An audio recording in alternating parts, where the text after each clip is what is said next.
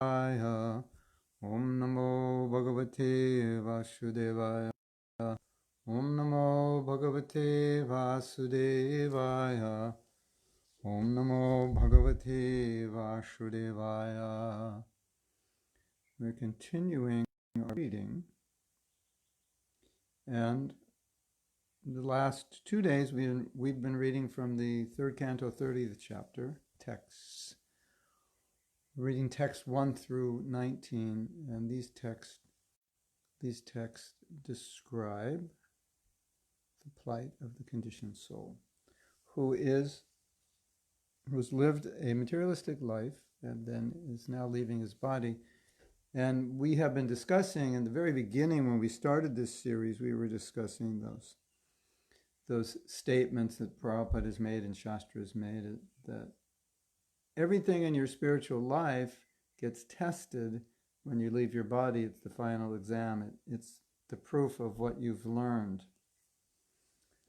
Let me just clean. I always have to clean the lens. Excuse me. It's the proof of what you've learned in your life. So, and then we had discussed how whatever you're attached to is what you think of at the time of death.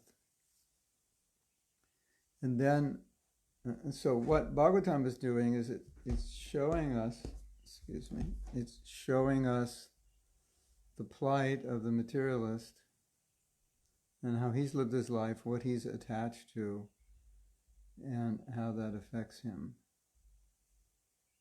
And, one thing I think that happens often is when we're reading Shastra, and, Shastra describes the plight of materialistic people as an example for us what not to do. And it also shows us consequences.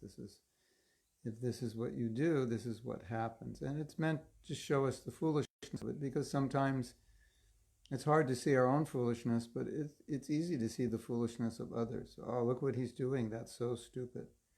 But it's interesting, or at least important for us to note. I'm just trying to find the verse we left off on. It's important to note that, I'm spacing out on time. It's important to note, and I think sometimes we make this mistake, that when we're looking at the foolishness of a materialistic person, there's often the thought, oh, look how stupid they are. And what they do is foolish, and it's easy to see it's foolish. We just have to remember we also do foolish things, and some aspect of what they're doing is often what we're doing, and sometimes we don't notice it because we think it's about them and it's not about us. And we made that point. I don't know if you were there. I gave one class, it was to devotees in the UAE, about all the foolish things that Ravana did that we could learn from. And as we went down the list, we saw that to some degree we were doing everything that he was doing. He was just doing it more intensely, more deeply. But everybody was laughing as I was pointing out, well, look what Ravana did here. Look how he thought here. Look how he reacted to this situation. And everybody was laughing when I said, do you do that? And they were all laughing and said, yeah, I do that. I don't do it to that degree. Just like if you look at mental illness, you see that everyone has a little bit of that, that tendency. What do you call it? Mental illness or psychological problems. Everybody has a little bit of it. And that's why Prabhupada quoted once in a court case, they brought in the psychologist and said, was this man crazy? And he said, in my opinion, everyone's crazy. So it's true, everybody has a little craziness. And so we all are conditioned souls. And so when we read about materialistic people, we have to kind of see a little bit our own nature in there. And in the 7th chapter of Bhagavad Gita, Prabhupada writes in the one purport, I forget which verse it is, he says, while we're trying to become devotees, we're basically not devotees. Our basic nature, we're trying, Krishna, please engage me, Krishna, please purify me, but at the core of our being, are very materialistic tendencies and qualities. So Prabhupada said, when we're trying to become devotees, we're basically not devotees. That's, I don't know, maybe discouraging a little bit, but realistic. So when we read this, then we should read it in that light. You may look at that and say, well, that's not me. But then you say, well, what about it is similar to me? Or what tendency do I have that's similar? So, Kamaniya, I believe the last verse we read was 339, text 9. Is that true?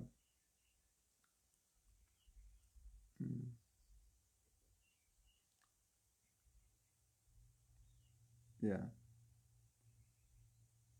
Here in the material world, remember we read this, happiness means successful counteraction to the effects of distress. So yes, okay, so we're going to start on number 10.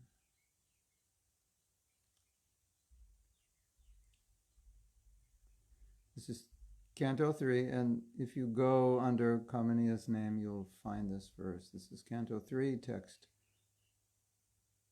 chapter 30, text 10. Artai apaditar gurvya hinshayetas tatashchatam pushnati yesham poshena sishabug yat yada shayam.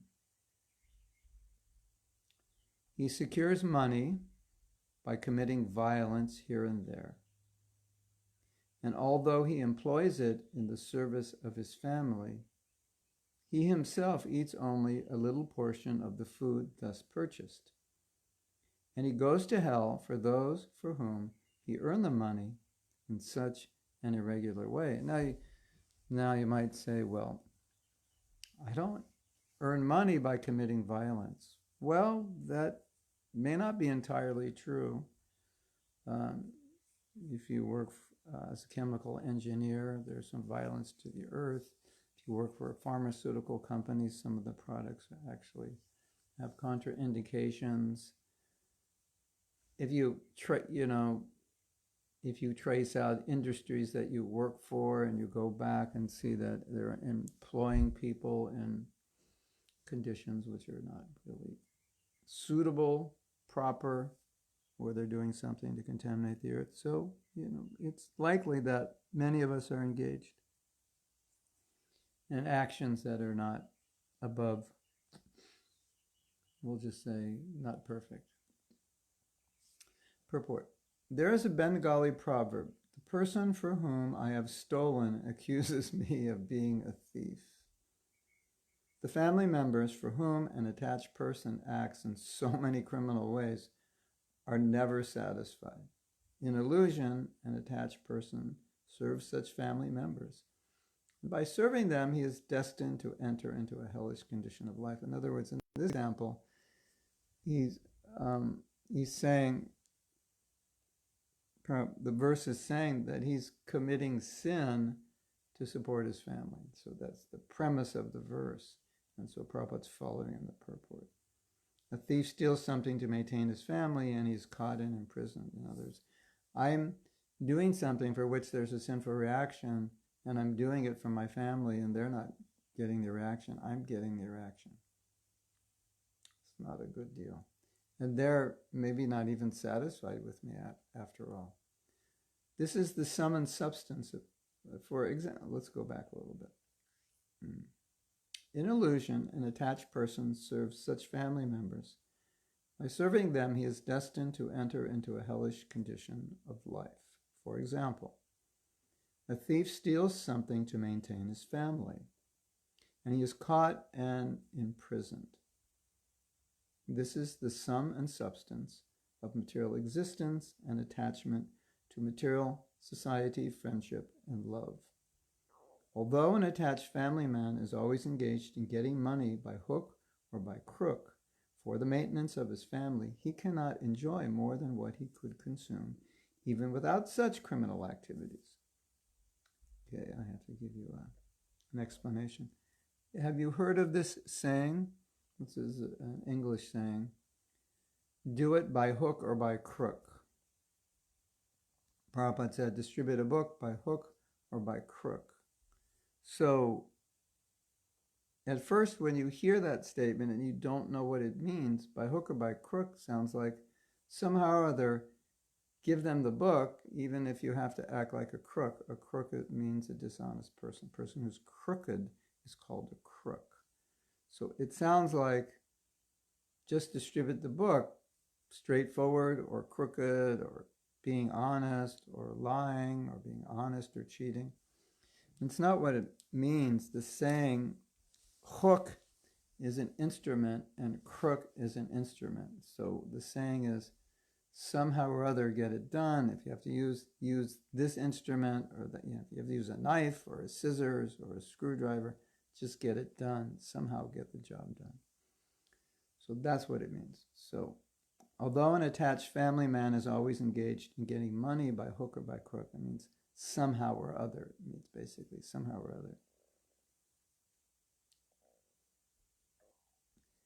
He's engaged in getting money by hook or by crook for the maintenance of his family. He cannot enjoy more than what he could consume, even without such criminal activities. In other words, if he has $1 million, he only is going to eat a bowl of cereal and a cup of tea or 2 pieces of toast. And if he has 10 rupees, he can still afford the 2 pieces of toast and a cup of tea. That's the point. A man who eats 8 ounces of foodstuff may have to maintain a big family and earn money by any means to support that family, but he himself is not offered more than what he can eat. And sometimes he eats the remnants that are left by his family members, after his family members are fed. Even by earning money by unfair means, he cannot enjoy life for himself. This is called the covering of illusion of Maya. So he works hard, he commits sin, they enjoy, he gets the karma, and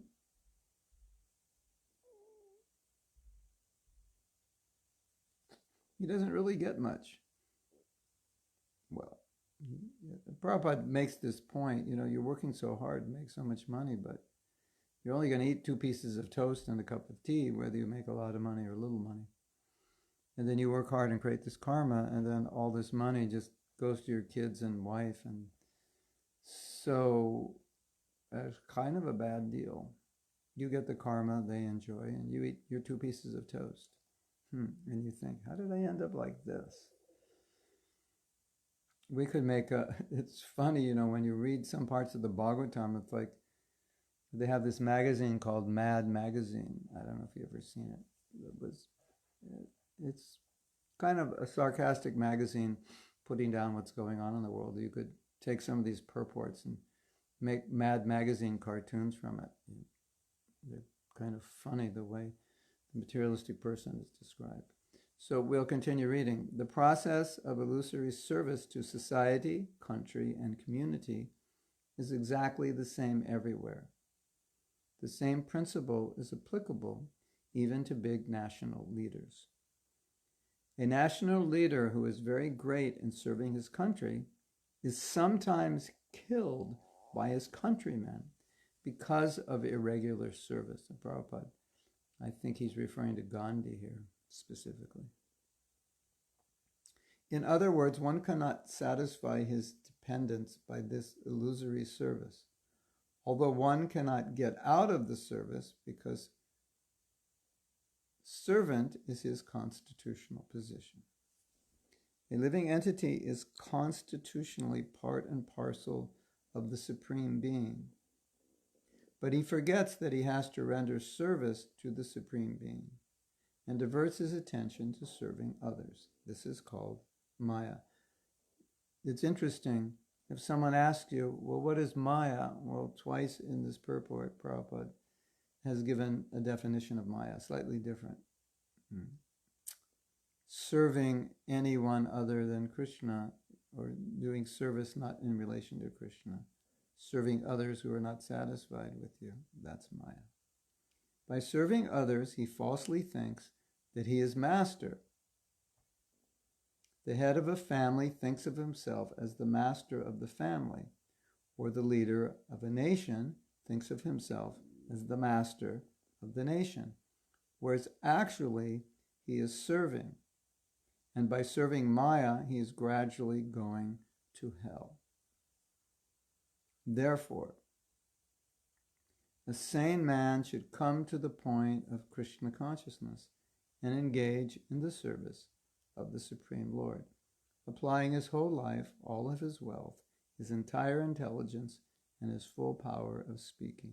You remember, I don't know, if you remember this, I mentioned, when we would go out on book distribution when we were young, in our early 20s, people would say, you're working so hard for this man is exploiting you, he's taking your money, and you're spending all day in the street, and you have nothing, and you're giving everything to him. Of course, we were thinking he's giving everything to us, he's given us the greatest wealth, and this $100 we're collecting and turning into our Sankirtan leader to print more books and feed the devotees and help the deities. And this is nothing. And I specifically remember in those days, when I was a Grihastha, I could take some of the collection for my maintenance, and I didn't like it. It didn't feel good taking it. It felt very good giving all of it. And when these people were telling me, you're giving all your money to this man, and of course they thought he was living in a big castle, driving a Rolls Royce. But aside from that, you're giving all your money to this man. And I would think, yes, I want to give him all the money because I love him. I want him to have it. I don't need it. He knows how to use it. And I was also thinking, and you're giving all your money to your wife and your children. So what really is the difference? Money is given where there's love. It's just a reality. You don't part with money unless you love what you're buying. Of course, you have to part with money to buy certain things, necessities. But you give donations to people you love and projects you love. You give money to people you love. So they were saying, you're giving all your money to your guru. And I would think, yes, because I love him. It's my greatest pleasure to give every cent I collect to him and live in a room. We lived in a room at that time, really small room, and there were 4 of us. It was probably like 12 feet by 12 feet, and they had 2 bunk beds. And I said, yeah, I'm satisfied. This is my greatest happiness. And by giving this money, I'll go back home, back to Godhead, and by your work, you'll go to hell. Or as Prabhupada says, he's gradually going to hell. And a lot of times when you read Prabhupada's books, I hear another voice. I hear like a modern voice of what a friend might say to you, like, Prabhu, don't do that. If you do that, you're ruining your life. You're ruining everything. This is really bad. Or more common colloquial language. Dude, what are you doing? That's stupid. Dude, don't do that. Are you an idiot? What's wrong with you? Don't you understand? That's kind of what I hear. Of course, Prabhupada's not saying that, but I kind of hear that underneath this. Like, Prabhupada he's just saying, you can serve Krishna, go back to Godhead. You can work just as hard for your wife and family and go to hell. Now, when we read these things when we were young, we thought, yeah, okay, so Grihastha life is total Maya. It's right here in the Bhagavatam. We have to remember that so many places in the Bhagavatam, it's describing materialistic people. It's not describing devotees. And sometimes we make the mistake of equating what's in the Bhagavatam to devotees. Now, it's not entirely untrue that devotees don't go through difficulties in maintaining family and so on. They do, but they don't go to hell for it.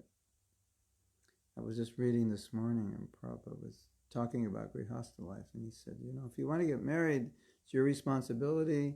You make sure you can take care of a family and be responsible and undergo all the difficulties, and it is difficult. And so it's difficult if you're a devotee, And it's difficult if you're not devotee. Just like if you get sick, it's difficult if you're a devotee, it's difficult if you're not devotee.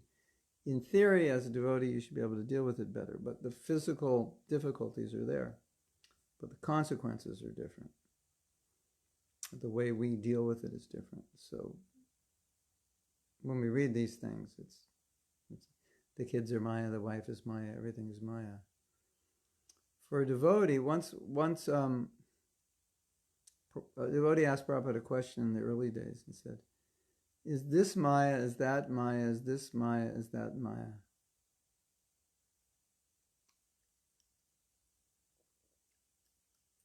And Prabhupada said, everything is Maya until you use it for Krishna. So sometimes we say, oh, that's Maya. Well, if that could be used for Krishna, the only Maya then is that it wasn't used for Krishna. So is the wife Maya? Are the kids Maya? Depends how you use it. Now, Radhapriya says, Eddie Rocio Santos says, a part of my family believes I'm losing my time, my money helping the movement. It's hard sometimes to hear them. What can I tell them? What I would suggest is, this one person said something so funny. He said, when your parents tell you something, just tell them what you said is absolutely true. And then go ahead and do whatever you were going to do anyway. And I thought, that's interesting advice, because it's diplomacy to just alleviate the problems they could cause for you. So your family, so many families are never going to understand, even if you explain to them. Why are you giving everything to Krishna? They're not going to understand that. So whatever they say, yes, you're absolutely right. And then you go ahead and do whatever you're going to do. So sometimes diplomacy is necessary just to eliminate disturbances around us. Sanatana Goswami, he was diplomatic. He got himself out of prison. And, you want to be in a position where you're not disturbed. So, yes, say, yes, you're right, but I'm so crazy and stupid. I can't accept what you say, or just say, yes, you're right. You're 100% right. Absolutely. And then, anyway, Rupa Goswami says, keep 50% for Krishna yourself, 50% for Krishna. So you're not giving everything. And who can even do that? Who has enough money to do that? Not most of us. And you can tell your relatives, the churches say you should give 10%. So you can throw it back on them. Say, you should give 10% to your church. So let's go to text 11. Kamini, if you can put that up.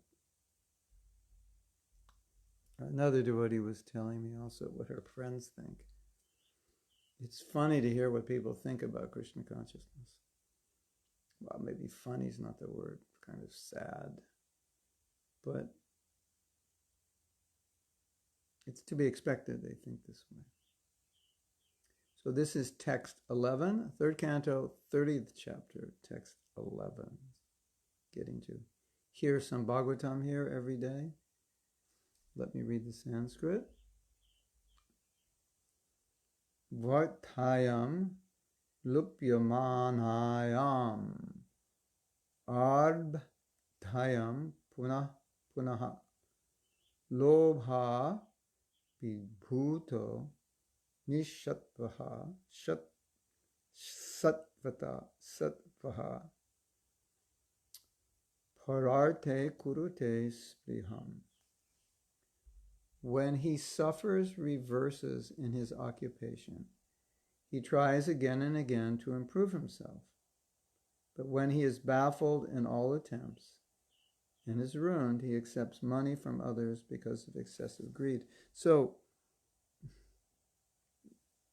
this is leading up to the conditioned souls leaving his body. So it's giving some background. It said, this is what he did to maintain himself.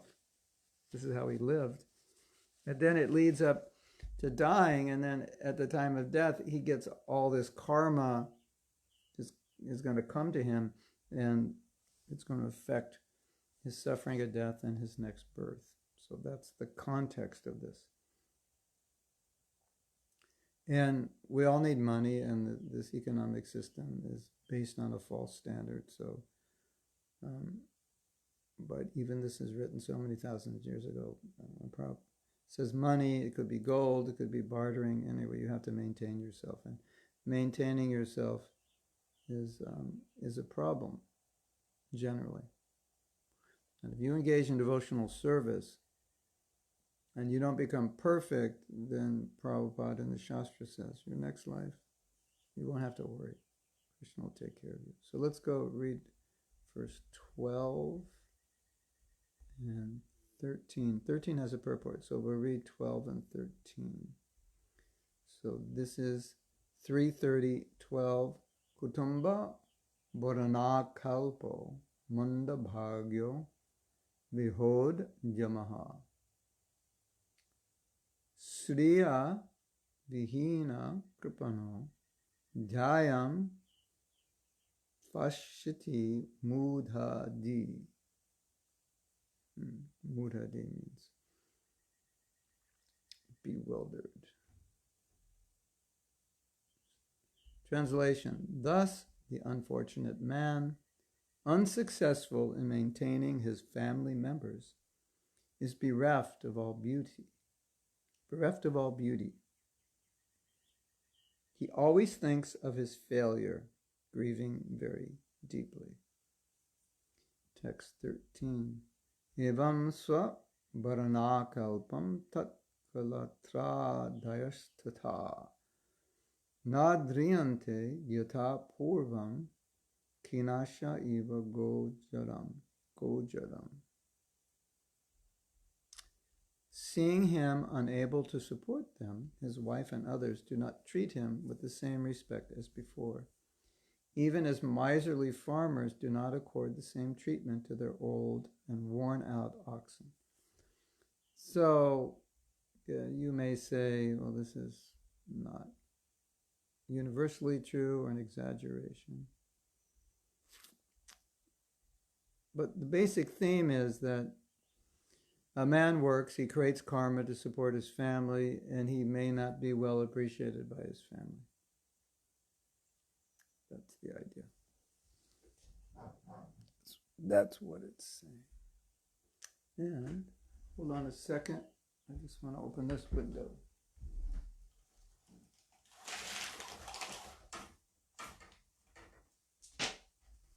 Get some more light, a little bit more light. Okay, light up your life. Purport: not only in the present age, but from time immemorial, no one has liked an old man who is unable to earn in the family. Even in the modern age, in some communities or states, the old men are given poison so that they will die as soon as possible. Hare Krishna. In some cannibalistic communities, the old grandfather is sportingly killed, and a feast is held in which his body is eaten. Hare Krishna. The example is given that a farmer does not like an old bull who has ceased to work. Similarly, when an attached person in family life becomes old and is unable to earn, he is no longer liked by his wife, sons, daughters, and other kinsmen. And he is consequently neglected, what to speak of not being given respect. I have a godbrother, he took Vanaprastha, and I said, how did that work? And he said, well, my kids are married, they have children, and once they had grandchildren, my wife, she was very absorbed in that, and she said, it seemed like they didn't need me anymore. They didn't care. I was irrelevant, so I could take Vanaprastha. And they were okay about it. That's interesting. He was preaching, he wasn't making money. He had given up business. And I guess I said, well, if you're not making any money, you're kind of useless around here, so just go, take sannyas.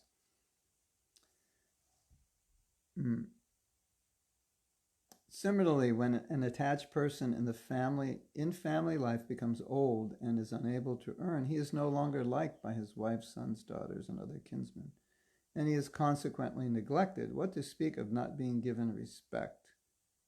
It is judicious, therefore, to give up family attachment before one attains old age and take shelter of the Supreme Personality of Godhead.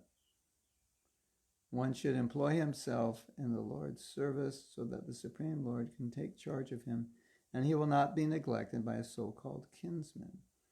So then the natural question comes up. We have very advanced devotees in ISKCON who have not taken sannyas, who are 70, 72, 73. What's going on? Should they? And one answer is yes, and one answer is not necessarily. One time a devotee wanted to take sannyas, and he was fully engaged in serving Prabhupada. He was a leader. And Prabhupada said, you are more than a sannyasi, because even though you're married, you're fully engaged. And even though you're living with the objects of sense gratification, you're not engaging in them.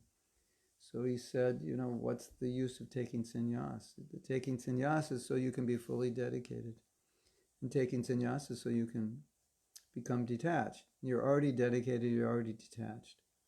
So as I said, this is talking about ordinary people. So what Bhagavatam is saying, if you're an ordinary person and you're in this situation, you should just give it up and take sannyas, because otherwise, what's the point?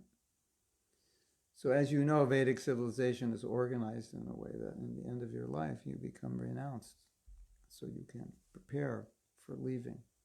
So this is just making that simple point, that don't live your whole life like this. And you've been maintaining people who may not even have appreciated it. You collected the karma. So just think about all this and think, okay, now you're older.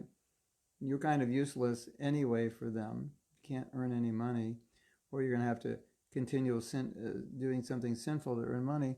So just consider that you should just leave everything and be Krishna conscious. So that's the context of this part of the Bhagavatam. Let's go to text 14.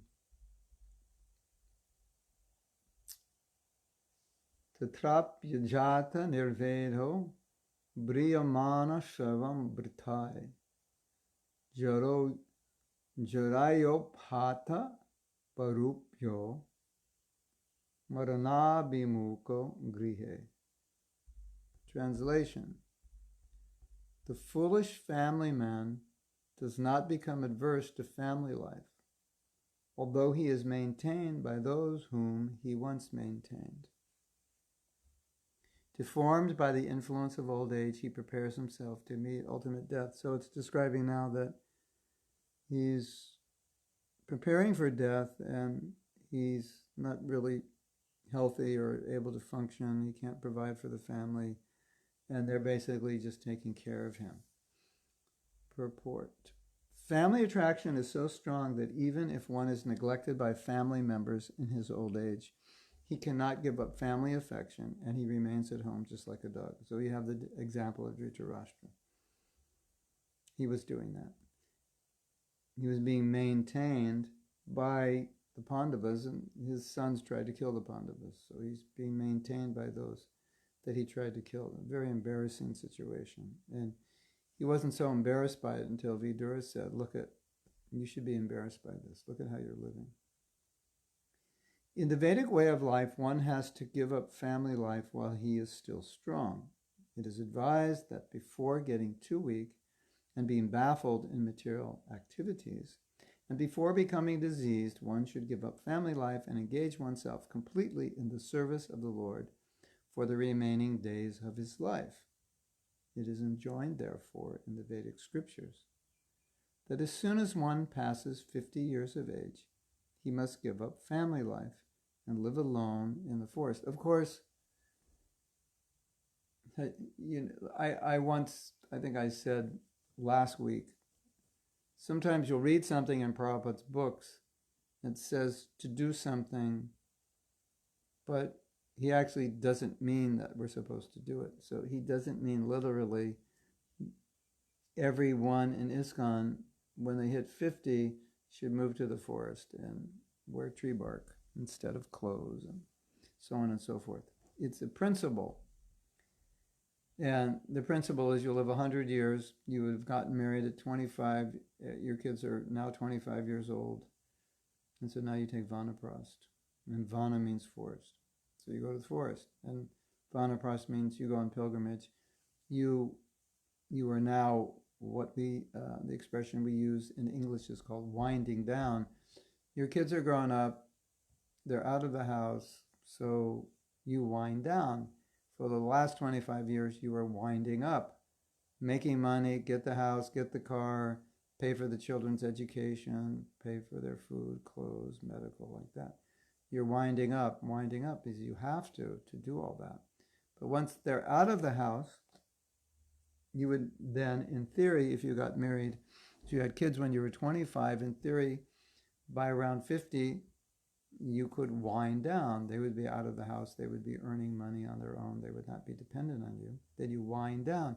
What does winding down mean? Sell your things, sell your house, move into a smaller place, like that, or simplify your life. So that's my translation of go to the forest. Go to the forest means live simply. And so Vedic idea is go to the forest and you practice renunciation. Now, for many of us, we lived as brahmacharis or brahmacharinis, so we know that life. And for many of us, we never really got that extravagant in the first place. So for many of us, there's no real entanglement or obstacle to give up. So better be in the city preaching than run off to the forest and just try to deliver yourself. You know, in studying Prabhupada's teaching, one thing you'll find that comes out very strongly is how much emphasis Prabhupada put on giving Krishna consciousness to others. So for us, the real sannyas, the real vanaprasth, the real renunciation is to dedicate everything in the Sankirtan movement. And that's why a lot of these purports, when we read them, they don't exactly make sense within the context of our lives, because we kind of, in a sense, bypass this whole thing. We just, like, as soon as we became devotees, then Prabhupada saying, okay, sarva dharmam parityajya. And so it's kind of like he made us sannyasis in the Bhakti program. So this is really referring to materialistic people, saying like, you know, look at how you lived, and now you're getting old, and while you're still strong, get out. Get out before it's too late, because you created all this karma, you've been deviated from your spiritual life, so get out while you still can. That's what it's saying. So we can't relate it exactly 100% to devotees, but for devotees, it's like, okay, when you hit a certain age, simplify. Tone it down, wind down. It is enjoined, therefore, in the Vedic scriptures that as soon as one passes 50 years of age, he must give up family life and live alone in the forest. After preparing himself fully, he should become a sannyasi to distribute the knowledge of spiritual life to each and every home. And so Prabhupada engaged grihastas in doing the work of sannyasis. He engaged grihastas in giving everything. So now you look at this verse and say, okay, some devotees also, they're working hard, they're entangled, and so on and so forth. Okay, but then the question is, okay, what's your plan to retire? You know, how many years you're going to work? Can you save enough money and retire when you're 50? Move to Vrindavan, move to Mayapur, or dedicate yourself in your country to preaching fully. Can you retire when you're 49, 51, 52? That would be fantastic. Can you save money now? Can you get a pension? So that's the kind of our sannyas. You don't have to run off to the forest. You don't have to leave your husband and wife. you just create this ideal environment where you could be fully engaged in serving. And so we have senior devotees fully engaged in preaching. Their wives are assisting them. They're not thinking there's any value in taking sannyas because they're fully engaged in preaching and there's no obstacle in their family life. So they're already sannyas. So, we redefine things differently. So Krishna Karshani is saying, I'm wondering, what is the use of sannyas? Those days in ISKCON, new man taking sannyas seems not necessary and even dangerous. Maybe you should talk to Prahladananda Swami about it. Many men are taking sannyas. The idea of sannyas is full facility to preach. So you just dedicate your life to preach because you have absolutely no other responsibility. You can travel the world. And it's kind of like a man who wants to be single, then he wants to make that vow, and then he's given respect. But in the West, it's probably less of an advantage than it is elsewhere, and it's also a personal thing. That one may want to do that as a personal vow. But one time a devotee wanted to preach. He wanted to take sannyas. He was a grihasta. And Prabhupada said, well, you don't need a pole to preach. So that side is also there. Hare Krishna. Well, we're moving right along here. Reading a little, I wanted to read a bit more than we're normally reading. So we're going to go to text 15.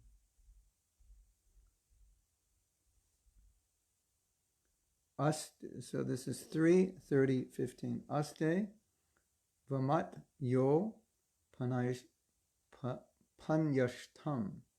grihapala ivaharam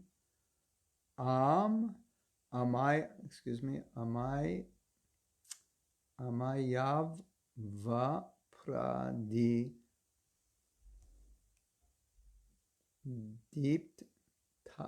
deeptagnir alpa haro alpache cheshtitaha alpa harol pa cheshtita. Somehow my Sanskrit is not good today. Translation. Thus he remains at home just like a pet dog and eats whatever is so negligently given to him. Afflicted with many illnesses, such as dyspepsia and loss of appetite, he eats only very small morsels of food, and he becomes an invalid who cannot work anymore. I want to go to the word meanings and see where dyspepsia and loss of appetite. Aharam, eating, amayavi, diseased. Prabhupada says having dyspepsia. One time Prabhupada was describing old age. When you get old, this and that happens. He was actually describing himself. And I believe he said, yes, I have personal experience. Describing what Shastra says when you get old, but he's saying, I also have. So the body's breaking down, that's the point. So body's breaking down. He can't do much. He's old. He's not that useful for the family. Now, even though he served the family, becomes kind of a burden. I know that many devotees, they said, I don't want a long drawn out death because I don't want to be a burden to anybody. Naturally we feel that way. I don't, all these people serving me for months and months and I'm just sitting there uselessly vegetating. So that happens too. It often happens. And sometimes people get dementia and they don't even recognize that it's their son or daughter that's serving them. They'll come in the room and they'll say, who are you? And one devotee was saying that there's a lady she's serving. She was a pujari for like 30 years. And she's losing her mind. And the other day she asked her, what is the Gayatri mantra? Can you explain that? She's been chanting Gayatri mantra for who knows how long, 4 decades. And so it's not nice. And So you might think, like, why is this all described in the Bhagavatam? I mean, this is kind of morbid. And it's quite depressing. And it even seems exaggerated. And it even seems a bit, you could use the word disgusting, perhaps. This is kind of disgusting to read this about old people, and it's very maybe depressing is a better word. It's very depressing. We're reading about old people who are neglected by their families. Now we have old age homes. It's a different kind of neglect. They're there, they're alone, they're not healthy, their bodies are breaking down. This is very depressing. Why is the Bhagavatam describing this? Because the Bhagavatam is saying, hello, this could be you. This is the path you're on, whether you believe it or not, whether you like it or not, this happens. So, hello, what are you doing with your life? If this is where it's going, maybe you need to think a little more about what's happening. That's the idea. And as I've often said, and I think it's very important, that when we hear things like this, or experience things like this, or see others experience things like this, instead of saying, this is depressing, I don't want to think about it, this is really upsetting, etc., we're supposed to think, Krishna is, as Prabhupada said, showing me the naked form of Maya. Krishna is showing me what this world is like. And now, in this present condition, it is very, very strange, because we're starting to hear stories, at least I am, of people I know. It seems like every few days we get a message. So-and-so died of coronavirus. So-and-so's on a respirator. And we've never had this experience before. One of my godbrothers, his wife, had a cough. And she didn't think anything of it. And she actually had the coronavirus and choked and died. And nobody was even there to know what was going on. So, this is very depressing. And we don't want to think about it, obviously. But the information is there, and so we take it and say, okay, Krishna, you're revealing to me the naked form of Maya, and what I have done as a conditioned soul is I've tried to cover Maya, because Maya herself is not beautiful. I've tried to cover her so she looks beautiful, and so I can make believe she's beautiful.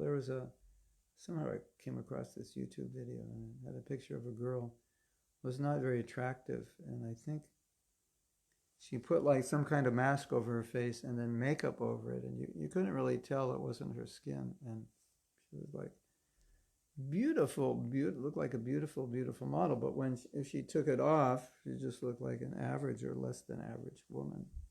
It's kind of funny to watch that, and I was thinking, Maya's like that. We don't want to see the naked form of Maya, we want to see the form with makeup. And so Bhagavatam is taking off the makeup and saying, okay, here's something depressing to read.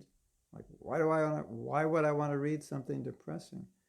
Because this is how it is. And you're always trying to put makeup on it. So you don't see the blemishes, you don't see the wrinkles, you don't see the spots. But if you take off the makeup, you can actually see this is what this person really looks like. So that's what's going on. And that's why Bhagavatam is describing these things, because it who else is going to describe this? You don't study this in school. Okay, students, today we're going to talk about old age. So when you're about 75, this is what your life is probably going to look like. Your body's going to break down, etc., etc. And then they'll describe what's here in the Bhagavatam. We've never had a class like that. Nobody would want to take a class like that. Nobody would want to sit through a class like that. And so now we're reading Bhagavatam, and Bhagavatam is saying, okay, everybody, this is reality. This happens. This is real life. And if you don't prepare for real life will prepare you. So better you prepare for it, because this is going to happen. And so then the idea is, okay, if this is going to happen, then I want to reflect on my life. Okay, how am I living my life? What am I thinking about material enjoyment, material happiness, etc.? If this is the consequence, if this is where it's going, then you might say, well, I'm a devotee, it may not happen to me. Okay, it's true, it may not happen to you, but this is what happens. This, even if it doesn't happen to you, this is the world we live in. This is what goes on here. So when we see these things, we should think, okay, Krishna, you're revealing the naked form of Maya, and I'm always dressing up Maya and putting makeup on Maya, so I don't have to think about these things. So I can just think everything is beautiful, it's fine. And of course, in the life of the devotee, there's so many things which are beautiful and fine. Even for materialists, they've, created so many beautiful and fine things, but it's really just makeup over the reality that body's breaking down, time is running out. And at one point, we may end up like this, unfortunately. So, let's read the purport. Before meeting death, one is sure to become a diseased invalid. And when he is neglected by his family members, his life becomes less than a dog's, because he is put into so many miserable conditions. Vedic literatures enjoined, therefore, that before the arrival of such miserable conditions, one should leave home and die without knowledge of his family members. If a man leaves home and dies without his family's knowing, that is considered to be a glorious death. But an attached family man who wants his family members to carry him in a great procession, even after his death, but an attached family man wants his family members to carry him in a great procession, even after his death. And although he will not be able to see how the procession goes, he still desires that his body be taken gorgeously in procession. Thus, he is happy without even knowing where he has to go when he leaves his body for the next life. So, what's the point Prabhupada makes here? Yeah, Maya's a good makeup artist. Yeah. Don't forget that one. That's a good one. I'll forget it, but you remember it. Maya's a good makeup artist. So, what's the point here? Now, reading this purport, you could imagine an ordinary person reading this purport thinking, what is this guru saying? He's saying, better you die alone without your family knowing. That, from the material perspective, is the worst possible thing ever that could ever happen. Your family wants to look at the body, they want to bury the body, they want to do a funeral, and so forth. And now, here it's being said pretty much the opposite. Why? Because he's going to die, and Prabhupada says here, this is how he's going to die. He's going to die thinking about his family, thinking about his funeral, thinking how this and that. And you want to die thinking of Krishna. So if he can just get away and be Krishna conscious, that's better. So we don't have to do that, fortunately, but that's the principle here. Okay. I think there was some statement.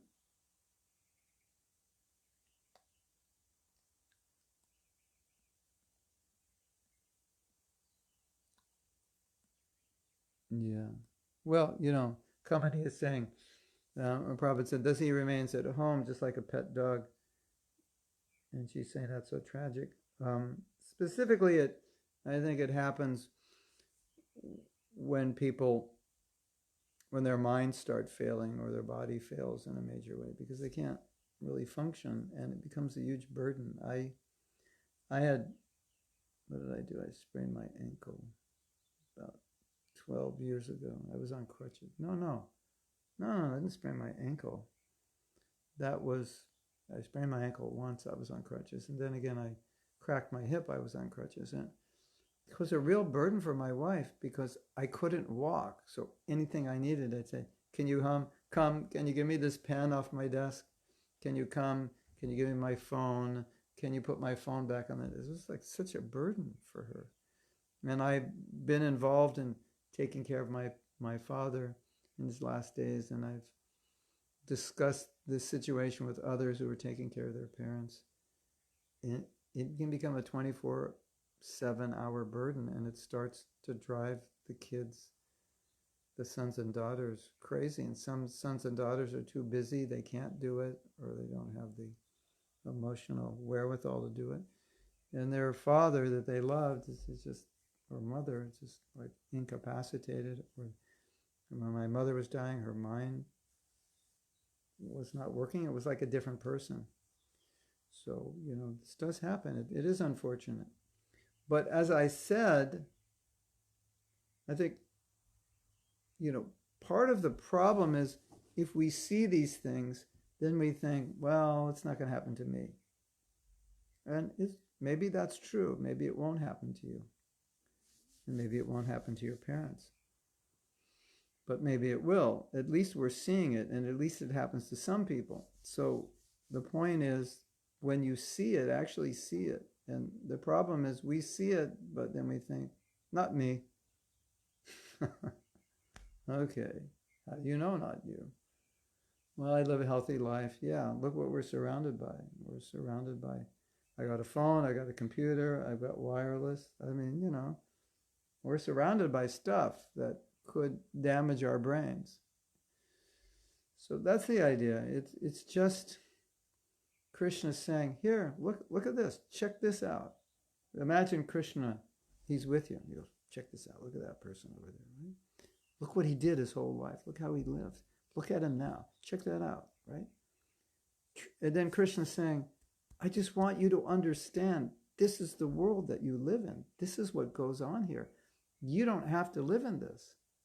This is not what goes on in the spiritual world. You don't have to undergo this.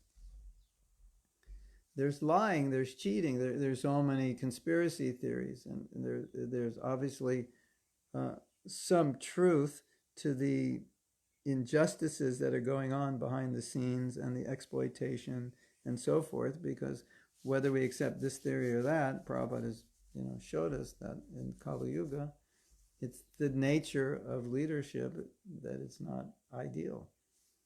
It's not God conscious. It doesn't, people can't have intense interest in the welfare of others. Most people can't. There's always, when they get power, they get corrupted by it. So Krishna's saying, hey, check this out. See that leader? See what he's thinking? See what he's doing? Look at this. You see this coronavirus? Look what's going on.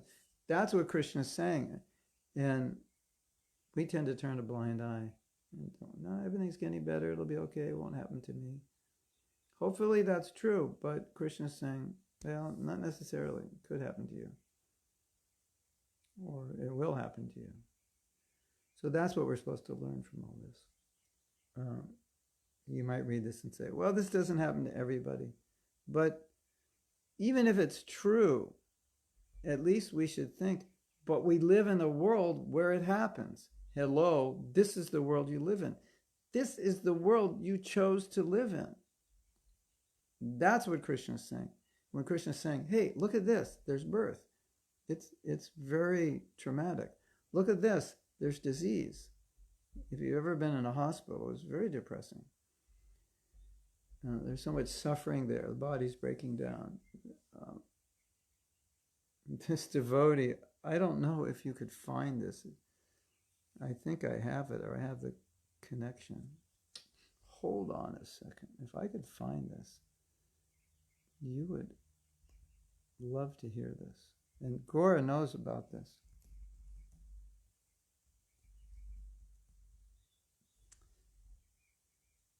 There was a devotee named Madhu Pandit. He had a radio show, and he did a comedy show called Reality Tours. And so what he did was he enacted, it was just radio.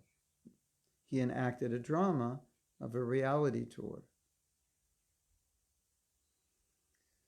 So he said, okay, welcome to reality tours. He was speaking, I think, with a New York accent. Okay, welcome to reality tours. Yeah, first stop, the city morgue. I was like, why are we going to the city morgue? We're going to see where all the dead bodies come in. This guy. So he goes, this guy got an accident, and this guy overdosed on, see that guy over there? His body turned blue. Well, he overdosed on drugs. And they're like, and so then you hear the husband and wife and say, what kind of tour is this? I didn't sign up for this. And so she starts complaining to the man who's taking everybody. And he goes, well, this is reality tourism. This is reality. So we're taking you to see reality. And the lady says, well, if this is reality, take me to Disneyland. I want some illusion. So, I forget where else he took, what all the things that they did on reality tours. But of course, it was meant to be funny, but it's exactly what's being described here. And somebody sent me the link to it, and maybe Gora, you could find that link. I don't even know what I did with the link. I probably have it somewhere, but I can't find it. And Gora for sure has heard this. Maybe some of you heard this. It was popular like 30 years ago in ISKCON. So that's really what when we see suffering in the world, then we can think Krishna's going, hey, look at this. Look what's going on here. Isn't this unfortunate? Look at this. A child just lost his mother. Look at this. A husband is beating his wife. Look at this. A relative is abusing another relative. Look at this. A politician is lying. Look at this. They have the cure for this, but they won't release it because they can't make money. Look at this. The air in this city is polluted. You're just looking at this. Krishna's showing all these things, and then Krishna's saying, you know what? This is the world you chose to live in. This was a really bad choice. You don't have to stay here. And don't ever close your eyes to this. Don't turn your back to this, because this is reality. And this is where you are. And you should always remember this. And you should teach this to other people and help them understand this, because this is not where you're supposed to be. And I've done all these things. I've made the world this way in such a way that I want you to realize that this is not where you belong. Then you might say, but if we didn't live such a sinful life, it wouldn't be this way. That's true. That's true. It could be like Satya Yuga here, but still, there's going to be people who are going to mess things up. And we don't like it, but we have to take it in a way that it becomes wind in our sails to inspire us. So let's go to text 16. It's like Krishna saying, when you say, oh, Krishna, why does this have to happen here? And Krishna says, well, this is what you signed up for. It's like you sign up for the army, and then you go you get your training, and then while you're getting your training, you're thinking, oh, this is horrible. And they say, well, this is what you signed up for. You should have read the fine print before you signed up. So we see things in this world, it's horrible, but we have to think, but this is what I signed up for. Maybe it was stupid, but I signed up for it. And then we think, okay, I don't want to sign up for this again. And say, so you have a chance. You don't have to sign up for it again. That's the whole point. You signed up for it. And then okay, so here's the problem. And we always have these discussions about, but I need sense gratification, and what about, and I can't renounce and this and that. Okay, so that's true. We read the other day. Well, we gave another class. I don't know if you were there yesterday morning. Yeah, Prabhupada said, we need sense gratification. Some of it, some sense gratification. But Prabhupada's point is, if you get too much sense gratification, then all of a sudden you start thinking, well, actually it's nice here. And you don't see what you should be seeing. Birth, old age, disease, and death. I know that's depressing and discouraging. And like, why? You think, why should I see like that? That's so depressing. Well, because Krishna wants you to see it, because he created it for you to see it. So when we're engaging in sense gratification, then it's like, oh, okay, everything's fine, and we don't see those things. So Krishna wants us to see those things. It's, you might say, it's kind of a weird life. You have to see all these things. You're supposed to see all these depressing things.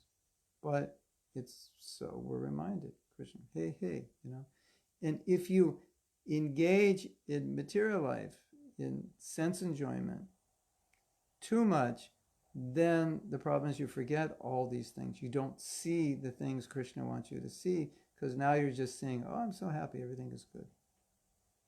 Okay, so let's read text 16.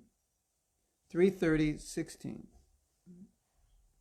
Well, let me go back and see if there's any other comments. I think we do.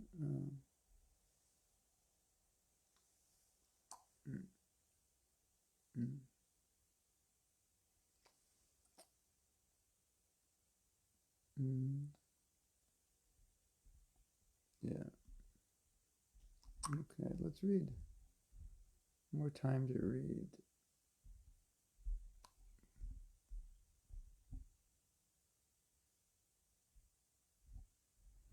So, Krishna.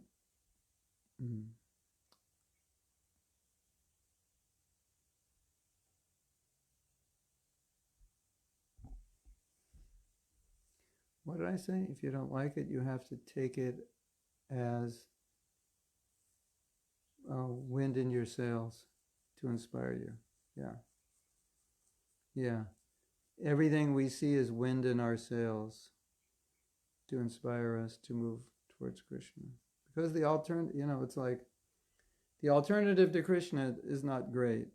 And if the alternative to Krishna were great, then we'd probably choose the alternative. That's the point. That's the problem.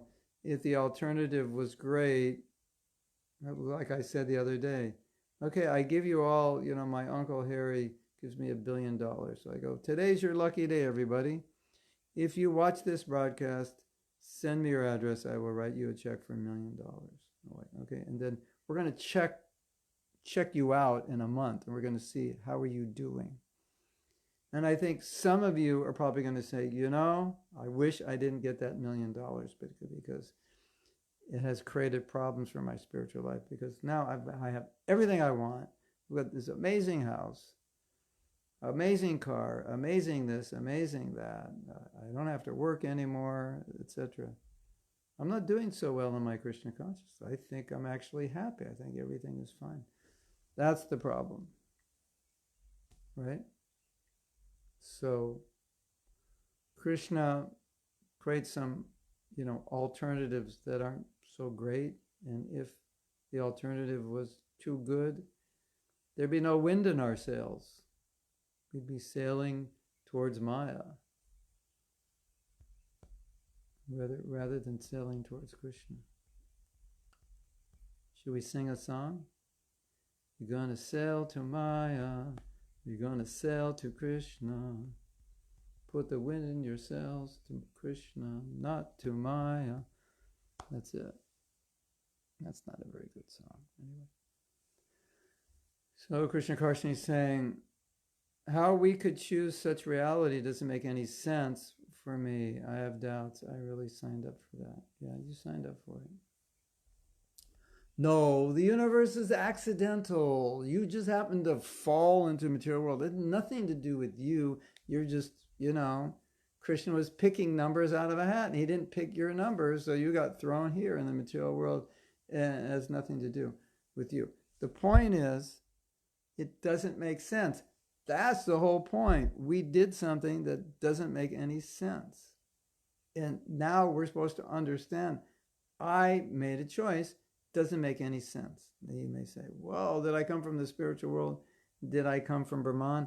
It doesn't matter. Wherever you came from, well, that's another discussion. But the point is, we all made the choice. Wherever you think you came from, we made the choice to come here, definitely. And so it doesn't make any sense. 100% true. It doesn't make any sense. So because it doesn't make any sense, you're saying, I don't think I signed up for it. No, don't underestimate the power of your stupidity. Don't underestimate the power of ignorance. Maya, what do we hear? Maya is strong. Maya is stronger than everybody. Maya's got everyone look at the world. Look what people are doing. Maya's got everybody working like asses. Look what Maya's doing. She's got everybody thinking, I'm happy doing this, I'm happy doing that. It's total insanity. She got the whole world staring at their phones about 7 hours a day. And you don't think, we're stupid enough to make a decision to come here? Don't underestimate the power of ignorance. It's infinite. Ignorance, as Einstein said, ignorance, the universe is infinite and human ignorance is infinite. The two things that are infinite. So we have to look at Maya and think, oh my God, I'm seeing all this and I still think I'm going to be happy because I get the little sense gratification here or there. And that little sense gratification makes it worth coming back to take another body. How stupid is that? It doesn't get any more stupid than that. You think, just to get a little sense gratification, I'll come here and take another birth? What is wrong with you? Your brain's not working. And that's the problem. Our brains don't work. And this world is for people whose brains don't work. If your brain works, you won't come here. And if you're here and your brain works, you'll get out of here. And so Prabhupada's trying to get our brain to work. And it's unfortunate, even sometimes devotees, their brains don't work as well as they should. Because they're reading what Prabhupada's saying and go, yeah, but, it's some devotees, they do this and not everybody can do that. Hello, that's ignorance overcoming us. That's the depth of ignorance. So Prabhupada is saying, here, it's like this. Yeah, but it's not exactly like that all the time. Why do you want to talk yourself out of it? It's not that bad, and my wife's a good cook, and okay, of course it's not that bad. Day to day, everything is fine for most of us. But put the overall picture is that it is bad. And Krishna's saying, hey, look, you see this place here?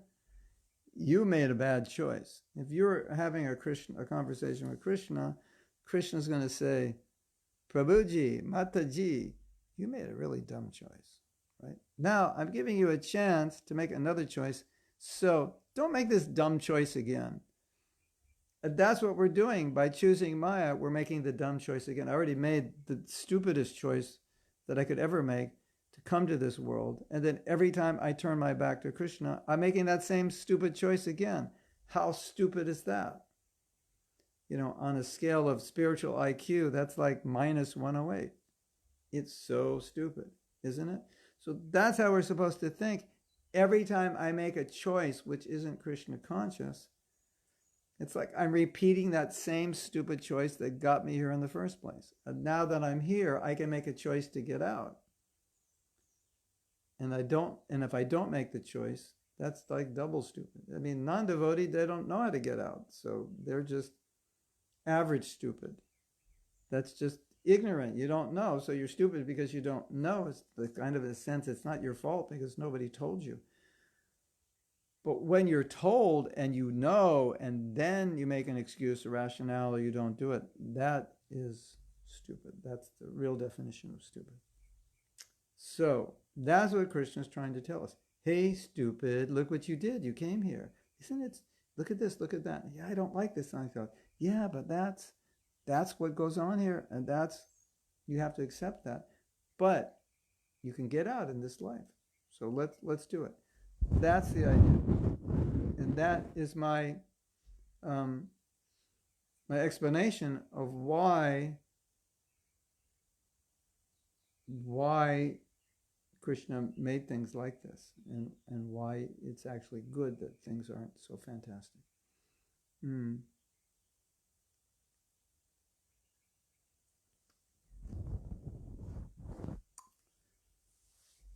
So Param saying Vedic literature recommends that you leave home before such unfortunate conditions and without the knowledge of family.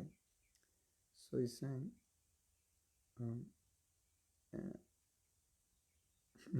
it's considered a glorious death if your family doesn't know. That's so interesting. Is it more about the non-devotees because leaving the body with the family that chants? Yeah, of course. That's what I was saying. So much of this is, it's geared.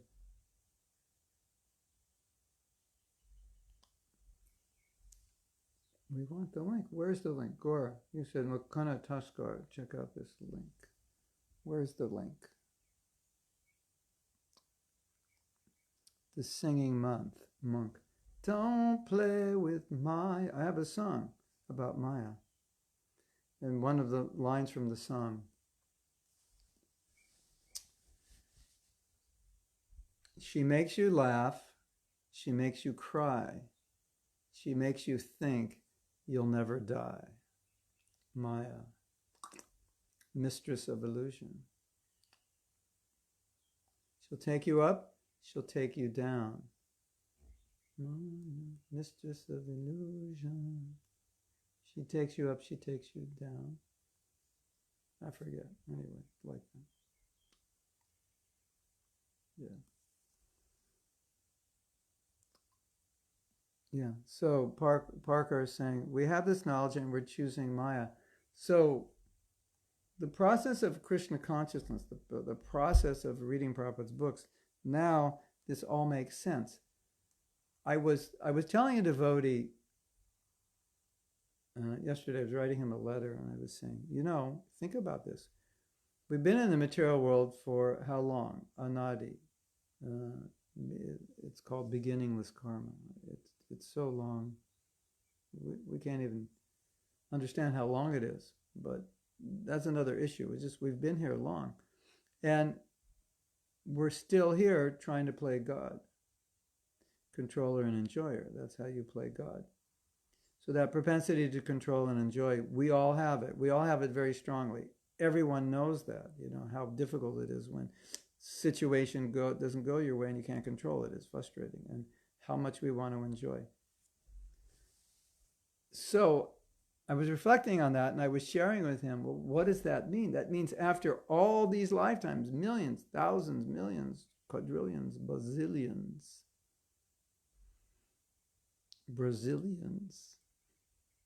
bazillions, we haven't got it. We didn't understand we're not controllers and enjoyers. So I was reflecting on that. And then in this context, where Prabhupada says, every day, Nityam Bhagavata Seva, every day, hear Bhagavatam, read my books every day, discuss the philosophy, always be talking about the philosophy. Now, we understand how much sense this makes, because there's like this dense cement brick, like in our head, shielding the knowledge. It's like or how should we say? It's like we hear it, but at a certain point within us, it's like blocked. And every time you hear, it's knocking down the wall a little bit. And so you have to hear, again, every day. And then one day we're hearing something and we go, now I understand it. I never understood that. Oh, I never got that point. Maybe we understood it intellectually and we say, I never got that. Finally, I'm feeling something. I'm realizing something. Krishna showed me. Yeah, we had to hear that same verse maybe 80 times before we go, I read that verse. And today I remember Prabhupada saying that this just happened to me this morning. I was reading something that I read many times. And I saw something in it I completely never saw. And I go, that's what Prabhupada means. Or that's an additional point, what he means. So it's like that. It's really difficult for us to understand we're not the enjoyers and controllers. It's really difficult for us to just acknowledge that I'm not going to be happy here. I don't belong here. I should go back to Godhead. In this lifetime, do nothing else but go back to Godhead. And see that way. It's difficult for us to do that. We have to hear, again. you're not the enjoyer, you're not controller. Again, you're not the enjoyer, you're not controller. Again, you're not enjoyer, you're not controller. You can't be happy in this world. Again, hear it tomorrow. Hear it the next day. You say, it's so boring. I'm hearing this every day. Yeah, but it's medicine. And until you're cured of the disease, then you have to hear it. Okay, so finally when you're cured of that disease, then you can go to 10th canto and hear about the gopis. You can exclusively meditate on the gopis because now you're liberated. But until then, as long as you think you're enjoyer and controller, you got to hear this. And so the Bhagavatam is putting this in. It's like heavy medicine. So, we're reading this and think, this is so heavy, and why is it in the Bhagavatam? And this is, like depressing, and who reads about this and who talks about this? People read and hear about it who need to understand the reality of their situation in this world, who are having a hard time understanding it, who think that eating, sleeping, mating,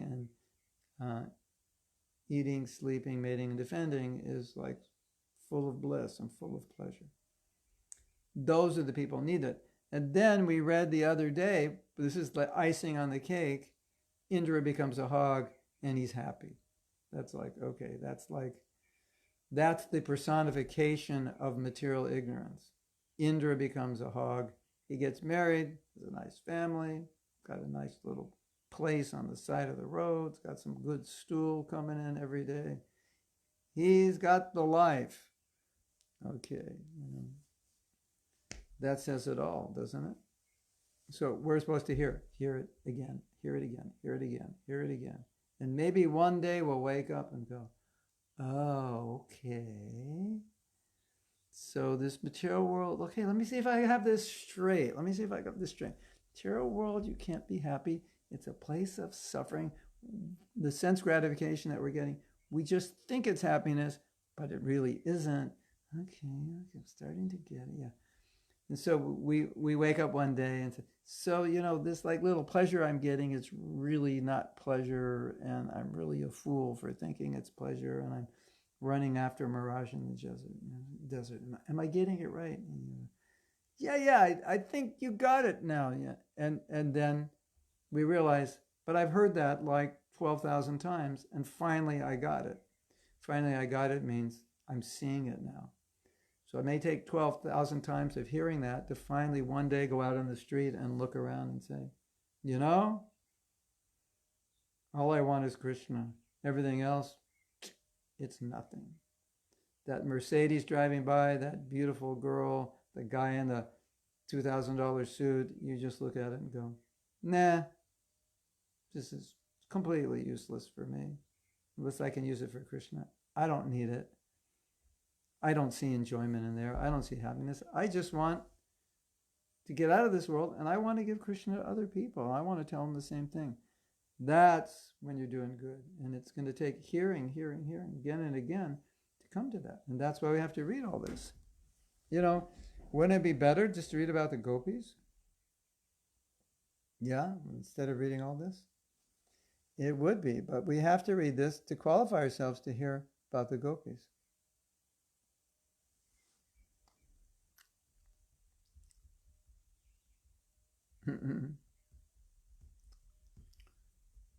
Krishna Karshini says, when we're leaving the spiritual world, does Krishna tell us there will be no fun in the material world? If not, it seems to be a bit not fair. Don't try to judge from your point of view that Krishna is not fair. That is borderline offensive, and I know you're just trying to understand it philosophically, but don't try to put the blame on him. You made the decision. That's it. You made it. So, you made it. And whatever the situation was, you made it. So live with it and deal with it. Yeah, it's because you wanted it. That's our philosophy. This world only exists because we want it. However, Krishna told us or didn't tell us, were we with Krishna? Did we come from Brahman? Did he appear? One god brother said, we actually fell from Krishna Leela on this planet, and Krishna told us, don't leave. And he said, I want to go. So whatever it is, we're here. And we made a bad decision. And that's just all there is to it.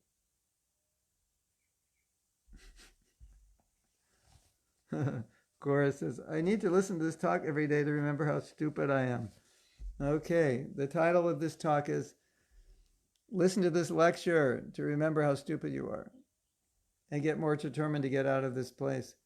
We got to get out of this place if it's the last thing we ever do. Yeah, that's the song. Who wrote that song? There's a better place for me and you. Yeah, who wrote that song? We gotta get out of this place if it's the last thing we ever do. Who wrote that song? That's like 60s, right? 66 or something. Is that the Rolling Stones or who is it? Gore will tell us all the facts.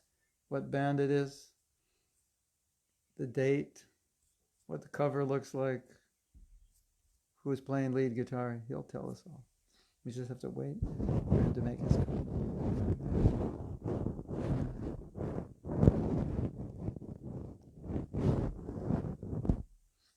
So Param is saying the same thing. Thank you to remind me that I'm not the controller and it's not worth coming back. And it's worth coming back to the spiritual world after this life. But I feel still I need to be reminded. Yeah. We need to be reminded, and therefore, Nityam Bhagavata Seva. We have to hear this. This is ABC. This is basic. We need to hear this because we're so, whatever we are, we are. That's why we have to hear it, unfortunately. We're stupid. I think there's no better word to describe this other than stupid. We know, and still we don't know. Satya Rupa says, Prabhupada mentioned in the purport that accepting the superiority of God is the mode of goodness. Looks like it comes little by little. We get frustrated, but we don't accept Krishna as the controller. Yeah, it's hard to accept reality because we want reality to go a certain way, so it's hard to accept it if it doesn't go that way. Sweta says, sometimes our material attachments are very subtle and difficult to recognize. Would you kindly elaborate on this? As to how to understand and work on subtle attachments. Well, the subtle, how do you want to enjoy separately from Krishna? Subtly. You want to be recognized? You want to be honored? You want to be praised? You want people to notice you? Oh, the animals, yeah. What's your motive? Why are you serving Krishna? What are you trying to get?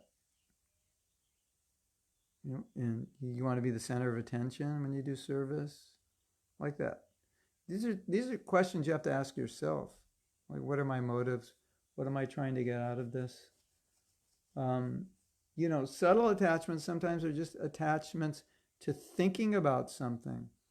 Okay, so I've given up illicit sex, but I think about it. So that's subtle enjoyment. I've given up smoking, but I think about it. I've given up so many things, but I think about it. Oh, it would be so nice if, I know I'm never going to do this, but it would just be nice if I ever could do it, or if it ever would happen. So now I'm thinking about it. So I'll throw the question back to you. Because now we're going to get some facts and figures on this song. Okay, this is Eric Burden wrote the song with the animals. Chess Chandler was his bass player who produced Hendrix. See, I told you. But Gora, what was the name of the song? We've got to get out of this place if it's the last thing we ever do. Yeah, that's a good song.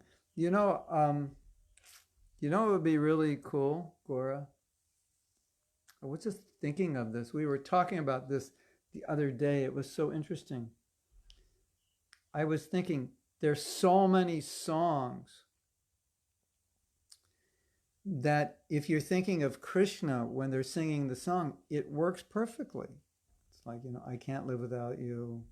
You're the most important thing in my life, etc. And he's singing about his girlfriend, but if you just think, well, this is a perfect song for Krishna, it just fits. And I was talking that, and the devotee said, yeah, Mahaprabhu chanted a song at Rath Yatra. It was an ordinary song. It was like a love song, a love poetry, but he was applying it to Krishna. And I thought, well, okay, so if you have a favorite song you can't get out of your head, then when you sing it, you just think Krishna.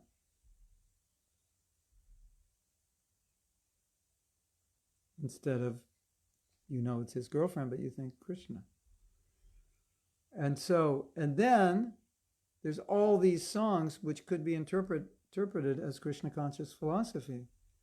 So, Gora, maybe you can compile some of these songs and go, look at, here, if you have to sing, if you have to listen to rock and roll music, well, here are the songs. We're just dust in the wind, dust in the wind. Here's the whole philosophy. You know that song? We're just dust in the wind. Yeah, so many songs like that. Should we read Krishna book before we understand these things? Yes, because these things are explained there. The animals, yeah. Interesting name. We got to get out of this place. That's the name of the song. Interesting name for a band, right? You had the Beatles. Actual Beatles, that run around on the floor. Rolling Stones, I Can't Get No Satisfaction. There's Bob Dylan, Even the Birds Are Not Free from the Chains of the Skyway.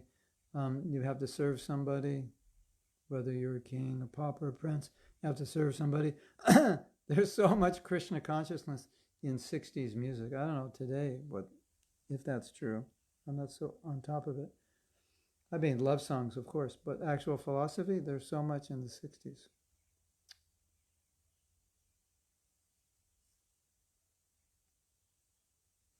How to stop about thinking about sex if we do not grow physically. I'm not sure what you mean by grow physically.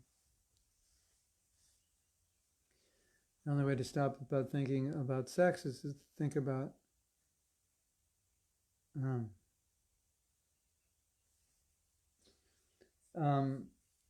is to think about Radha and Krishna's Leela. That's the solution.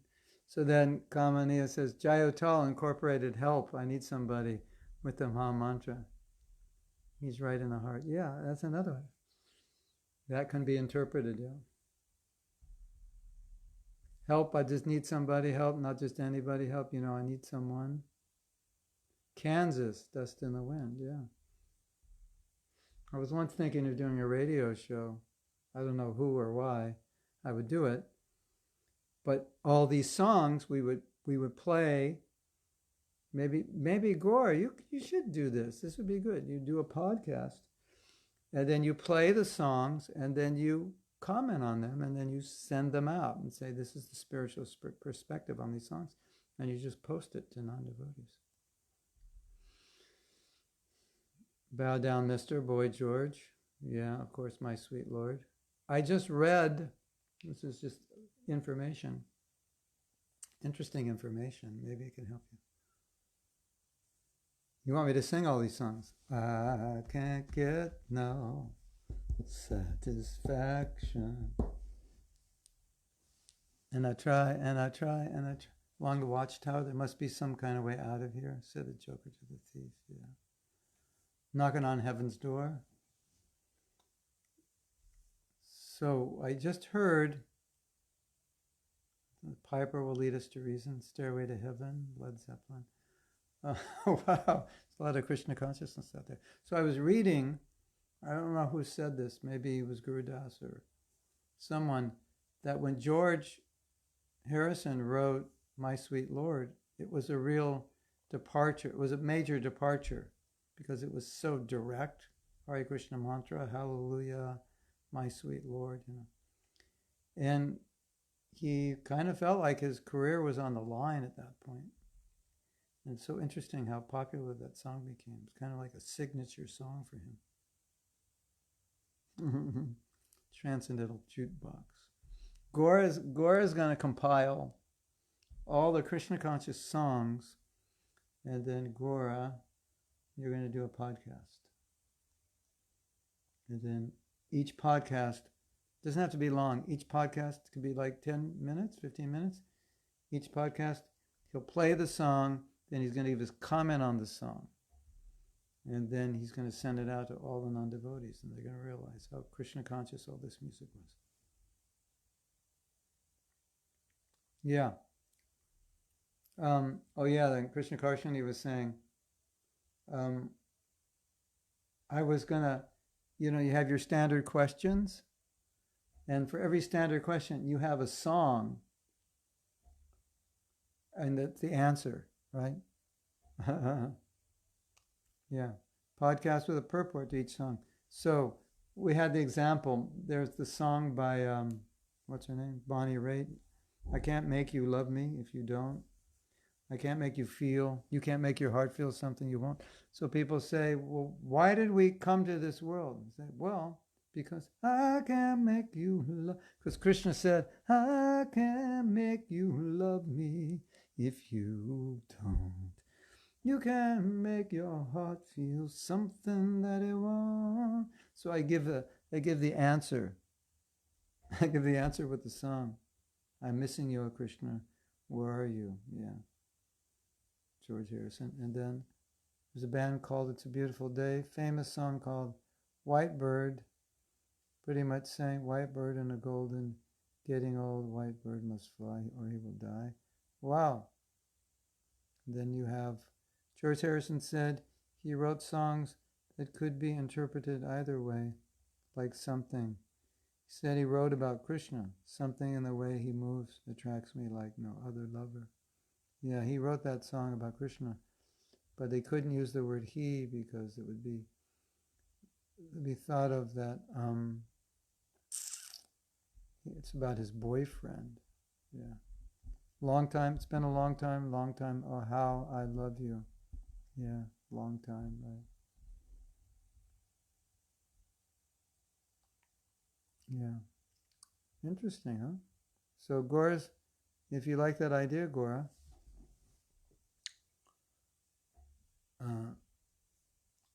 then you could try it out, make some podcasts. It'd be nice if you had a decent microphone, make it better quality, and then you can send it. We'll send it to everybody. We'll post it here. Yeah. Whitebird. Then there's Blackbird. And then, that other song. What's that other song? You were my strength when I was weak. You were my this when I was that. You know that song? How do we know all these songs? We're devotees. We're not supposed to know any of this. You were my strength when I was weak. You were my love when I was me. By that woman. What's her name? Houston? Whitney Houston? Did she sing that? You know that? It was like it's a perfect song about the Guru. You were this, my strength when I was weak. You were my this. Yeah. And then that other one by George, what was his name? Michael or whatever. Wherever you go, whatever you do, I'll be right here waiting for you. That's totally Krishna leaving Vrindavan. And so, if you have to listen to those songs, listen to them in Krishna consciousness. Okay. Don't say I authorize you to listen to them. I said, if you must. Of course, some songs are directly Krishna conscious, but they may not make you directly Krishna conscious. They may arouse your passions for rock and roll music. That's another thing. Okay, so we'll end here, and we will see you tomorrow. And I'm sure tomorrow you're going to be thinking of all these other songs, Krishna conscious songs. And the more the better, because then Gaur will have more songs to talk about. And Gaur, I think actually a devotee in France, like 40 years ago, did this. He had a radio show. He would pull it up and he would talk about these songs. I think it's a great idea for preaching. And you like to preach and you like music and you probably know all these songs and you probably have people to preach to who would really appreciate it. So, and then if you do it, we can also use it. We can share it with other people. And it'll be nice. Okay, so if you want to do it, behind you, encouraging you. Okay. Krishna, where are you? Someone just sent me Nora Jones singing that song. Paul McCartney, Blackbird singing in the dead of night. Take these broken wings and fly. The wind beneath my rings. Jayadev, what's that? Fields of gold, fields of Braja. We turned that one into a Krishna consciousness. Yeah, I can help you with the mic.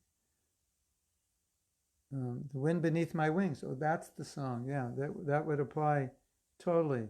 Jayadev, wouldn't that apply totally to a disciple and a guru? You are my this, you are my that. It's like the words are like, it's like a Vyas Puja offering, isn't it? And fields of gold we turned into fields of Braj. I wrote a song, which I can record now. I just got a new microphone that is like off the charts good. Yeah, Whitney Houston. The police spirits in the material world, yes. And apparently that was after Sting met, I have to confirm this, met Prithu Prabhu and preached to him about this. You are everything. It's a fun Krishna conscious game. What songs can you remember? You were my strength when I was weak. You were my voice when I couldn't speak. Yeah. Salon Dion. Yeah. Wow, I have to read this because this is a perfect Vyas Puja offering, I think. You were my strength when I was weak. I don't know the melody. You were my voice when I couldn't speak. You were my eyes when I couldn't... Look at this. You're my eyes when I couldn't see. You saw the best there was in me. Lifted me up when I couldn't reach. You gave me the faith because you believed. I'm everything I am because you love me. Wow, wow, wow. Everybody say, wow, wow, wow. There is it. Guru, you can use that. Guru, disciple. This is, yeah, or God himself.